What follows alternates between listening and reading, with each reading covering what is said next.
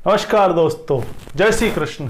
दर्शकों, व्यक्ति को सबसे बड़ी समस्या का सामना जीवन शुरू करने से पहले एक प्रथम आता है कि उसकी शिक्षा कैसे संपूर्ण होगी, कैसी शिक्षा उसे मिलेगी और वो किस तरफ रोजगार करेगा, कैसा रोजगार करेगा और उसे उसमें सफलता मिलेगी या नहीं मिलेगी। कुंडली में सर्वप्रथम अध्ययन इसी चीज़ का कर लेना चाहिए, इसी विषय पर कर लेना चाहिए कि हमें जीवन में शिक्षा कैसी मिलेगी। तो दोस्तों, आज हम इसी विषय पर चर्चा करेंगे। वीडियो के अंत तक बने रहिएगा ताकि इस संबंध में आपको पूरी जानकारी प्राप्त हो सके और वीडियो पसंद आने पर लाइक और सब्सक्राइब जरूर कीजिएगा। दोस्तों, विद्या का भाव होता है दूसरा भाव और पंचम भाव। अब ये पूछोगे दूसरा और पांचवा भाव ही क्यों होता है, तो दूसरा भाव होता है बुद्धि का और विद्या हम बुद्धि के द्वारा ही अर्जित कर सकते हैं। और पांचवा भाव होता है शिक्षा का, विद्या का, कि हमें विद्या कैसी मिलेगी और किस स्तर तक जाएगी। बिना बुद्धि के विद्या प्राप्त करना असंभव है और बुद्धि अगर है लेकिन विद्या नहीं है, उसमें ज्ञान नहीं है, तो वो बुद्धि भी व्यर्थ है। तो दोनों का सामंजस्य अत्यधिक आवश्यक है। एक बुद्ध है तो दूसरा गुरु है। बुद्ध बुद्धि है तो गुरु ज्ञान है, विद्या है। इन दोनों का कुंडली के अंदर समुचित रूप से समायोजन देख लेना चाहिए कि ये कितने सुदृढ़ हैं, गुरु की क्या कंडीशन है, गुरु केंद्र में बैठा हुआ कहीं पाप ग्रसित तो नहीं है, दोनों उत्तम स्थान पर बैठे हुए हैं, उत्तम भाव में बैठे हुए हैं, शुभ ग्रहों से दृष्ट है, दोनों साथ बैठे हुए हैं, एक दूसरे को देख रहे हैं, तो सर्वोत्तम होगा। बुद्धि और ज्ञान में सामंजस्य होगा। अगर ये सामंजस्य नहीं है तो जीवन व्यर्थ हो जाता है, पागल सी स्थिति हो जाती है, संघर्ष में जीवन निकल जाता है, क्योंकि बिना ज्ञान के, बिना बुद्धि के व्यक्ति का जीवन नर्क के समान है। दोनों का सामंजस्य अत्यधिक आवश्यक है। फिर हम बात करें चंद्रमा की। चंद्रमा मन का कारक है। चतुर्थ भाव का भी अध्ययन हमें कर लेना चाहिए। अगर चतुर्थ भाव में पापी ग्रह बैठे हुए हैं तो मन असंतुलित होगा, पाप से दूषित होगा, और जब मन असंतुलित है तो उसकी बुद्धि सही दिशा में, सही मार्ग में नहीं चल पाएगी, और जब बुद्धि सही दिशा में नहीं चल पाएगी तो विद्या अर्जन करना अत्यधिक मुश्किल होगा, क्योंकि विद्या अर्जन करने के लिए सर्वप्रथम मन का संतुलित होना अत्यधिक आवश्यक है। तो चंद्रमा का अध्ययन भी हमें साथ में करते चलना चाहिए।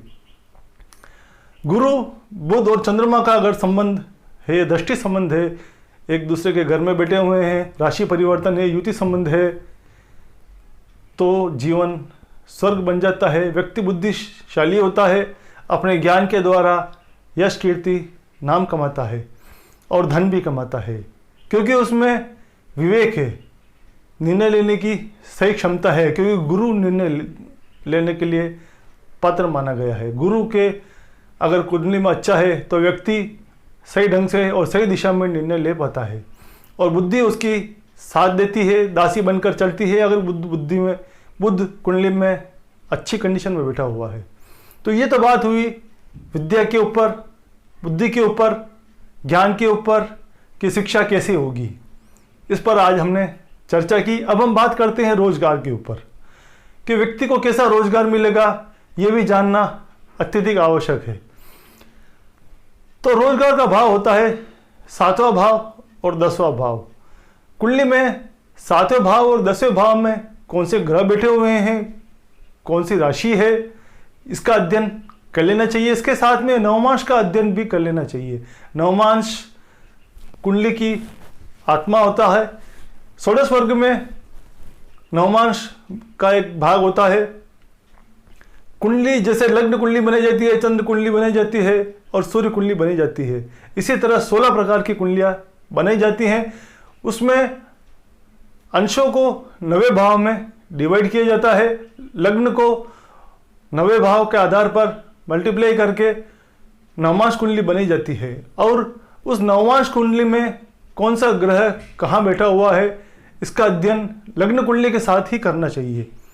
लग्न कुंडली में जो दशम भाव में ग्रह बैठा हुआ है, जो दशम भाव का स्वामी है, वो नवमांश कुंडली में कहाँ बैठा हुआ है, उसका स्वामी कौन है, उसी आधार पर रोजगार का निर्धारण होता है। अब हम बात करते हैं सूर्य की कि अगर दशमें सूर्य है या दशम भाव का स्वामी सूर्य के नवमांश में गया हुआ है, सिंह राशि में गया हुआ है, तो व्यक्ति दवाइयों से संबंधित काम करता है, खेती बाड़ी का वो काम करता है, खेती से संबंधित, कृषि से संबंधित रोजगार उसे प्राप्त होता है, फल फ्रूट्स से संबंधित रोजगार उसे प्राप्त होता है। इस तरह रोजगार हम देख सकते हैं कि अगर कुंडली के अंदर दशमेश नवमांश की कुंडली में कहाँ गया हुआ है, इस आधार पर हम रोजगार की जानकारी प्राप्त कर सकते हैं। इस पर हम आगे भी चर्चा करेंगे। हमारे साथ इसी तरह बने रहिएगा दोस्तों। वीडियो पसंद आने पर लाइक और सब्सक्राइब जरूर कीजिएगा। जय श्री कृष्ण।